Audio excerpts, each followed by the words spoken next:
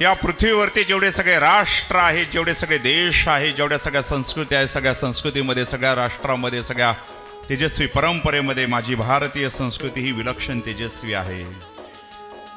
माझा भारत देश सगळ्या राष्ट्रामध्ये एक तेजस्वितेने आहे, कारण या भारत देशाने जननी जन्मभूमिश्च स्वर्गादपि आगरीसी हा उद्घोष हजारो वर्षापूर्वी मांडला. One's mother and mother's land are too superior to highest heaven. एवढी दिव्यता माझ्या भारतीय संस्कृतीमध्ये दडलेली आहे.